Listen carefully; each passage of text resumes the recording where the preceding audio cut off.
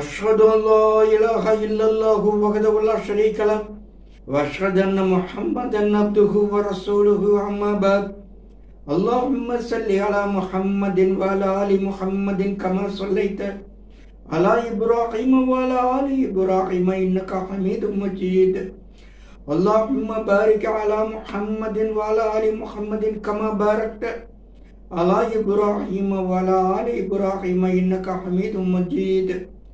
அஸ்ஸலாமு அலைக்கும் வரஹ்மத்துல்லாஹி வபரகாத்துஹு. கடந்த வாரம் நாம உமர் ரலியல்லாஹு அன்ஹு அவரின் ஆட்சி காலத்தில் நடந்த சில முக்கிய நிகழ்வுகள் பற்றிய தகவல்களை நம்ம சுருக்கமாக பார்த்தோம். இன்ஷா அல்லாஹ் இன்றைக்கு உமர் ரலியல்லாஹு அன்ஹு அவர்களின் இறுதி நாட்களில் நிகழ்ந்த சில முக்கிய செய்திகளை நாம சுருக்கமாக பார்க்கலாம். உமர் ரலியல்லாஹு அன்ஹு அவர்களுடைய வாழ்நாளில் பல சந்தர்ப்பங்கள்ல நபி ஸல்லல்லாஹு அலைஹி வஸல்லம் அவர்களின் அறிவிப்புகள் மூலமாகவும் கனவுகள் மூலமாகவும் உமர் ரலியல்லாஹு அன்ஹு அவர்கள் எந்த நிலையில் மரணிப்பார்கள் என்பதை நம்மால் புரிந்து கொள்ள முடியும். இப்போ உமர் ரலியல்லாஹு அன்ஹு அவர்கள் மரணத்தின் அறிகுறிகள் பற்றிய சில தகவல்களை நம்ம சுருக்கமாக பார்க்கலாம். ஒரு சமயம் நபி ஸல்லல்லாஹு அலைஹி வஸல்லம் அவர்கள் கண்ட கனவில் ஒரு கிணற்றிலிருந்து அவர்கள் தண்ணீர் இறைத்துக் கொண்டிருக்கிறார்கள்.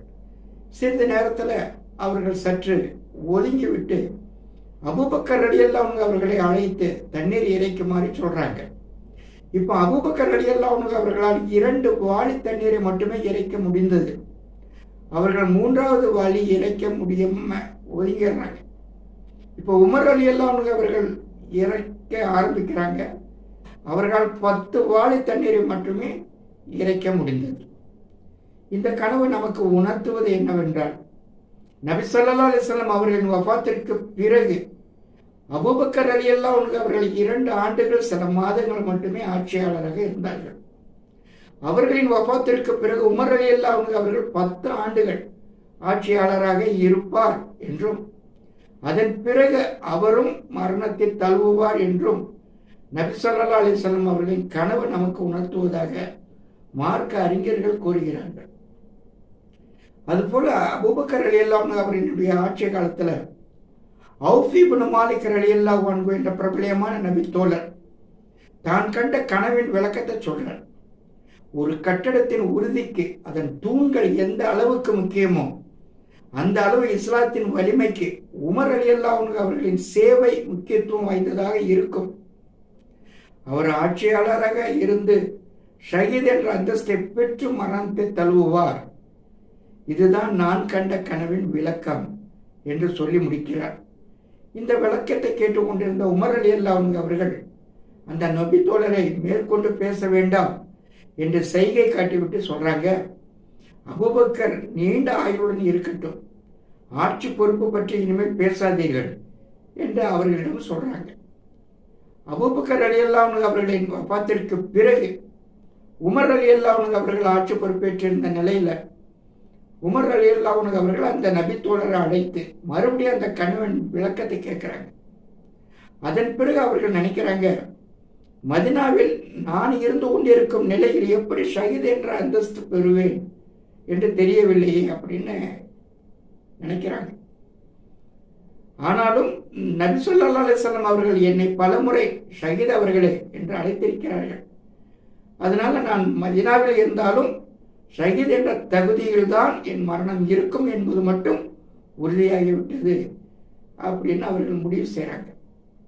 நபி ஸல்லல்லாஹு அலைஹி வஸல்லம் அவர்கள் உமர் ரலியல்லாஹு அன்ஹு அவர்களை இப்படி அழைக்க காரணம் என்னன்னா, ஒரு சமயம் நபி ஸல்லல்லாஹு அலைஹி வஸல்லம் அவர்களோடு அபூபக்கர் ரலியல்லாஹு அன்ஹு, உமர் ரலியல்லாஹு அன்ஹு, உஸ்மான் ரலியல்லாஹு அன்ஹு ஆகியோர் உஹது மலையின் மீது ஏறி நிற்கிறாங்க. அப்போ உஹது மலை குலுங்குது. உடனே நபி ஸல்லல்லாஹு அலைஹி வஸல்லம் அவர்கள், உஹதே அசையாமல் இரு, ஏனென்றால் உன் மீது ஒரு இறை தூதரும் ஒரு சித்திக்கும் 2 ஷஹீதுகளும் இருக்கிறாங்க அப்படின்னு சொல்றாங்க. அதன் பிறகு வருடங்கள் பல கடந்து போகுது. இப்போ கிபி 644ஆம் ஆண்டு உமர் ரலியல்லாஹு அன்ஹு அவர்கள் ஆட்சி பொறுப்பேற்ற 10வது ஆண்டின் இறுதியில தனது வாழ்வின் இறுதி பகுதி நெருங்கிக் கொண்டிருப்பதை அவர்கள் உணர ஆரம்பிக்கிறாங்க.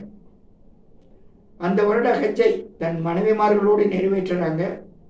அந்த ஹஜ்ஜி நேரத்தில் உமர் ரலியல்லாஹு அன்ஹு அவர்கள் ஒரு குன்றின் மீது நின்று கொண்டிருக்கும் பொழுது ஆள் இல்லாத ஒரு சப்தத்தை கேட்கிறாங்க. உமரே, இதற்கு பின் எப்பொழுதும் இந்த அரபா குன்றின் மீது நீ நிற்கப் போவதில்லை. அதுபோல் அவர்கள் ஹஜ்ஜின் கடமைகளை நிறைவேற்றிக் கொண்டிருக்கும் பொழுது ஷைத்தானுக்கு கல் எறிவு நேரத்தில் முன்பு கேட்ட அதே குரலை மறுபடியும் உமர் ரலியல்லாஹு அன்ஹு அவங்க கேட்கிறாங்க. உமரே, இதுவே உமது கடைசி ஹஜ்ஜாகும். இப்போ உமர் ரலியல்லாஹு அன்ஹு அவருடைய மரணம் ஒரு பாரசீக அடிமையின் மூலமாக நிகழ்கிறது. அதன் பின்னணி என்ன அப்படிங்கிறத இப்ப நம்ம பார்க்கலாம். இப்ப 642ஆம் ஆண்டுல பாரசீகத்தில் நடந்த நக்குவந்து போருக்கு பிறகு ஏராளமான பாரசீக ஆண்களும் பெண்களும் குழந்தைகளும் அடிமைகளாக சிறைபிடிக்கப்படுறாங்க. அதன் பிறகு அவர்கள் விற்கப்படுகிறார்கள். அவ்வாறு விற்கப்பட்டவர்களில் பைரோஸ் அபு லுலு என்பவனும் இருந்தான். அவனை பஸ்ராவின் அதிகாரியாக இருந்த முகீரா பின் ஷுபா ரலியல்லாஹு அன்ஹு விலை கொடுத்து வாங்கியிருக்காங்க. அந்த அடிமையான அபு லுலு சிற்பக்கலை, மர வேலைகள், இரும்பு வேலைகள், பெயிண்ட் வேலைகள் போன்றவற்றை தெரிந்தவனாக இருந்தான். உமர் ரலியல்லாஹு அன்ஹு அவர்கள் முஸ்லீம் அல்லாதவர்களை மதீனாவில் தங்க அனுமதிப்பது கிடையாது. ஆனாலும் கைவேலைப்பாடுகள் தெரிந்தவனாக அபூ லுலு இருந்த காரணத்தினால அவன் மக்காவுக்கு உபயோகமாக இருப்பான் அப்படின்னு நினைத்து சிறப்பு சலுகையாக அவனை மதீனாவில் தங்க அனுமதி வழங்கியிருக்காங்க. ஒரு நாள் அவன் கலீஃபா உமர் ரலியல்லாஹு அன்ஹு அவர்களை சந்தித்து, நான் சம்பாதிக்கும் பணத்தில் அளவுக்கு அதிகமான பணத்தை எனது உரிமையாளர் என்னிடமிருந்து வரியாக வாங்கி விடுகிறார் அப்படின்னு முறையிடுகிறான். எவ்வளவு வாங்குறாரு அப்படின்னு கலீஃபா அவர்கள் கேட்க அவன் 2 திர்ஹம் அப்படின்னு பதில் சொல்றான். அதற்கு கலீஃபா அவர்கள், உன்னுடைய வேலையை பொறுத்தவரை இந்த வரி தொகை சரியாகத்தான் படுகிறது, இருந்தாலும் நான் உன் உரிமையாளரிடம் விசாரித்து விட்டு உனக்கு முடிவு சொல்கிறேன் அப்படின்னு சொல்றாங்க. உமர் ரலியல்லாஹு அன்ஹு அவர்களின் பதிலில் திருப்தி அடையாத அவன் முணுமுணுத்து கொண்டே அங்கிருந்து வெளியேறுகிறான். மதீனா வீதிகளில் தம் நாட்டு பாரசீக குழந்தைகளை பார்க்கும் பொழுதெல்லாம், என்ன இது, இந்த அரபியர்களிடம் இளம் வயதில் அடிமையாகி விட்டீர்களே என்று கூறிக்கொண்டே இருந்தான். அவன் உமர் ரலியல்லாஹு அன்ஹு அவர்களை காணும் போதெல்லாம் அந்த அபூ லுலு அவனது இதயத்தை யாரோ கடித்து துப்பியது போல உணர ஆரம்பிக்கிறான். அவன் கூர்மையான கத்தி ஒன்றை செய்து அதன் மீது அவன் விஷத்தை தடவி தயாராக வைத்திருக்கிறான். அடுத்த நாள் அதிகாலை நேரம் கூர்மையான விஷம் தோய்ந்த அந்த கத்தியுடன் தொழுகை நடத்தும் இடத்துக்கு போறான். பள்ளிவாசலின் ஒரு மூலையில் யாரும் பார்க்க முடியாதவாறு நின்று கொள்கிறான். இருள் சூழ்ந்திருந்த அந்த நேரத்தில் இமாமாக உமர் ரலியல்லாஹு அன்ஹு அவர்கள் நிற்க மக்கள் வரிசையை சரி செய்து கொண்டிருக்கிறாங்க. திடீரென்று அவன் மக்களை விலக்கி உமர் ரலியல்லாஹு அன்ஹு அவர்களை நோக்கி பாய்கிறான். கண் இமைக்கும் நேரத்தில் அவன் அந்த விஷம் ஏற்றப்பட்ட கத்தியால் கலீஃபாவை சரமாரியாக குத்துகிறான். இரத்த வெள்ளத்தில் உமர் ரலியல்லாஹு அன்ஹு அவர்கள் கீழே விழுந்து விடுகிறார்கள். இப்போ அபூ லுலுவை பிடிக்க தோழர்கள் முயற்சிக்கிறாங்க. அவன் தன்னை பிடிக்க வந்த அனைவரையும் கண்மூடித்தனமாக கத்தியால் குத்துகிறான். இறுதியாக தான் இங்கிருந்து தப்ப முடியாது என்பதை புரிந்து கொண்ட அபூ லுலு தன்னை தானே குத்தி கொண்டு தற்கொலை செய்து கொள்கிறான். உடனடியாக தோழர்கள் உமர் ரலியல்லாஹு அன்ஹு அவர்களை தூக்கி கொண்டு வீட்டுக்கு கொண்டு போறாங்க. மயக்கத்திலிருந்து விழித்த உமர் ரலியல்லாஹு அன்ஹு அவர்கள், யார் அந்த கொலைகாரன் அப்படின்னு கேட்கிறாங்க. அவன் தான் அந்த பாரசீக அடிமை அபூ லுலு என்று தோழர்கள் சொல்றாங்க. ஒரு நிம்மதி பெருமூச்சு விட்ட உமர் ரலியல்லாஹு அன்ஹு சொல்றாங்க, எல்லா புகழும் இறைவனுக்கு, நல்ல வேலை ஒரு முஸ்லிம் இந்த பாதக செயலை செய்யவில்லை, ஒரு முஸ்லிமின் கைகளால் நான் தாக்கப்படலை அப்படின்னு சொன்னாங்க. இப்போ மருத்துவர் வர்றாரு. பேரிச்சம்பழச்சாறும் பாலும் கலீஃபாவுக்கு கொடுக்கப்படுது. கொடுக்கப்பட்ட அந்த உணவு ஜீரண குழாய்க்கு போகாமலே வெளியே வந்து விடுகிறது. அதாவது அந்த அளவுக்கு அவன் குத்தியது ஜீரண குழாயையே பாதித்து விட்டதுனால அவர்கள் பிழைப்பது கடினம் அப்படின்னு மருத்துவர் சொல்லிடுறாரு. அதன் பிறகு உமர் ரலியல்லாஹு அன்ஹு அவர்கள் தன் மகன் அப்துல்லா ரலியல்லாஹு அன்ஹு அவர்களை அழைத்து, மகனே, நீ ஆயிஷா ரலியல்லாஹு அன்ஹா அவர்களிடம் போய் நபி ஸல்லல்லாஹு அலைஹி வஸல்லம் அவர்களையும் அபூபக்கர் ரலியல்லாஹு அன்ஹு அவர்களையும் அடக்கம் செய்யப்பட்ட இடத்திற்கு பக்கத்துல என்னை அடக்கம் செய்வதற்கு இடம் தர முடியுமா அப்படின்னு அவர்களிடம் அனுமதி கேட்டு வா அப்படின்னு சொல்லி அனுப்புறாங்க. இப்ப ஆயிஷா ரலியல்லாஹு அன்ஹு அவர்களிடம் உமர் ரலியல்லாஹு அன்ஹு அவர்களுடைய விருப்பத்தை சொன்ன உடனே அழுது கொண்டே சொல்றாங்க, அந்த இடத்துல என்னை அடக்கம் செய்ய வேண்டும் அப்படின்னு விரும்பி இருந்தேன்.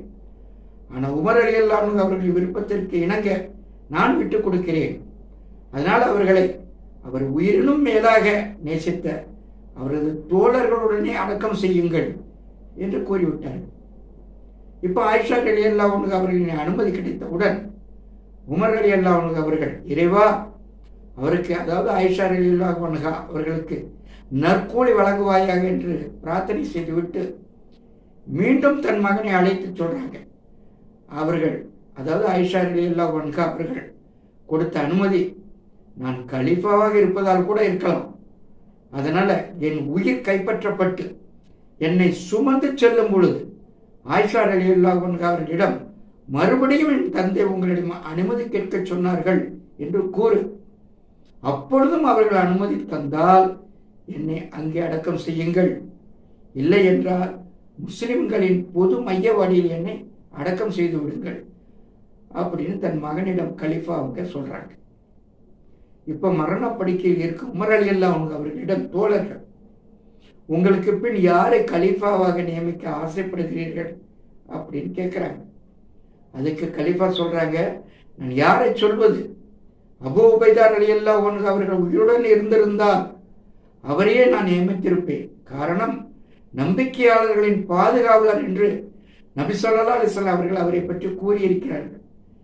இவ்வாறு நான் எவரையேனும் எனக்கு பின் ஆட்சியாளராக நியமித்தால் அது தவறு இல்லை. ஏனென்றால் எனக்கு முன் என்னை விட சிறந்தவரான அபூபக்கர் ரலியல்லாஹு அன்ஹு அவர்கள் என்னை ஆட்சியாளராக நியமித்து சென்றுள்ளார். அதே சமயம் நான் யாரையும் நியமிக்காமல் விட்டு சென்றாலும் தவறில்லை. ஏனென்றால் அவருக்கு, அதாவது அபூபக்கர் ரலியல்லாஹு அன்ஹு அவர்களுக்கு முன்னால் சென்ற இறைத்தூதர் ஸல்லல்லாஹு அலைஹி வஸல்லம் அவர்கள் தனக்கு பின்னால் இவர்தான் ஆட்சியாளர் என்று கூறிவிட்டு செல்லவில்லை. எது எப்படி இருந்த போதிலும் இந்த சமூகத்தை பாதுகாப்பது என்பது படைத்த இறைவனுக்கு தெரியும் என்ற நம்பிக்கையோடு இருக்கிறேன் என்று பதில் சொல்றாங்க. இப்போ திரும்பவும் தோழர்கள் கேட்கிறாங்க, இறை நம்பிக்கையாளரின் தலைவரே, உங்களுக்கு பின் யார் என்று கூறாவிட்டாலும் அவரை நாங்கள் எவ்வாறு தேர்வு செய்வது என்பதை குறித்து வழிகாட்டுதல்களையாவது காட்டிச் செல்லுங்கள் அப்படின்னு கேட்கிறாங்க.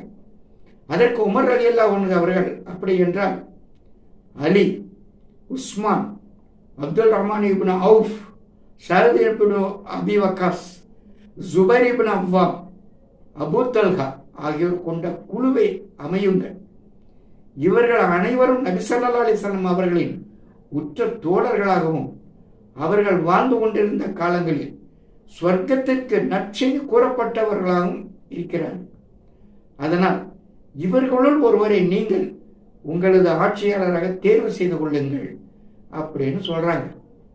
உமர் ரலியல்லாஹு அன்ஹு அவர்கள் கூறிய அஷ்ரத்துல் முபஸ்ஸிரீன்கள் என்று அழைக்கப்படும் சொர்க்கத்திற்கு நன்மாராய் கூறப்பட்ட சஹாபாக்களின் பெயர்களில் விட்டு போனவர் சாயித் இப்னு ஸைத் ரலியல்லாஹு அன்ஹு அவர்கள் மட்டுமே. உமர் ரலியல்லாஹு அன்ஹு அவர்கள் இவரை மட்டும் அந்த குழுவில் சேர்க்காததற்கு காரணம் என்னன்னா, இவர் கலீஃபாவிற்கு நெருங்கிய உறவினர்.